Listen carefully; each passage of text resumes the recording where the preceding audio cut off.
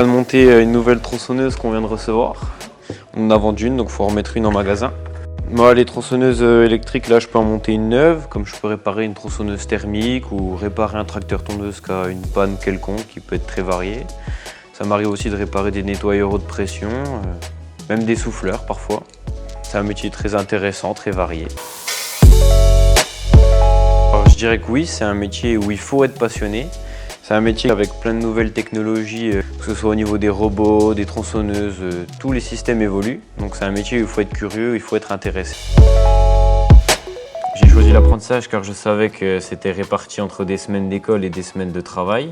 Et je savais que l'apprentissage c'était des cours techniques qui étaient intéressants, qui étaient cernés sur un sujet précis, un sujet qui m'intéresse. Et puis je savais que j'allais avoir un petit peu d'argent en étant en apprentissage. Donc j'habite actuellement à Montbéliard.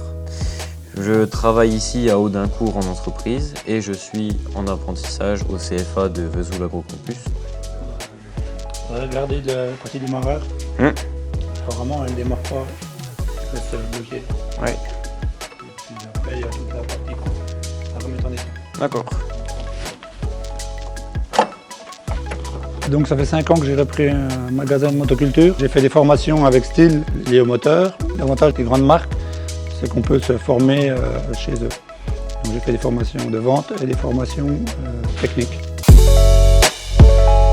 L'avantage, c'est que c'est très diversifié parce que on va toucher toutes les technologies, c'est-à-dire les moteurs, les 3 types de moteurs différents, le 2 temps, le 4 temps et le diesel. Et puis après, on passe sur de la batterie, de l'électrique. On peut passer sur de la pression avec les nettoyeurs haute pression. La personne ne fait jamais la même chose, c'est l'avantage.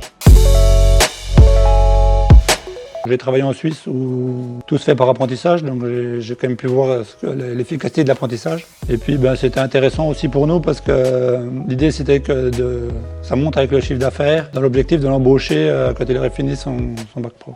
C'est quand même un métier qui s'apprend par la pratique. Au niveau du moteur, il faut quand même aimer la technique quand même. Il faut aussi avoir le contact des personnes parce qu'on a souvent à expliquer aux gens pourquoi la machine ne va pas, pourquoi ils ont pris la mauvaise essence. On doit beaucoup parler avec les gens. En fait, c'est le marché qui se développe le plus aujourd'hui avec le moteur et la batterie. Les nouveaux robots, en fait, on se connecte en Bluetooth sur le robot. Donc n'importe quel client peut installer l'application et puis faire ça. Après, il faut que le client installe son application, après il peut faire ce qu'il veut. Les robots, c'est qu'ils voient un tracteur de quelqu'un, n'ont pas acheté un tracteur, ils vont acheter un robot et le travail est fait pour le même coût.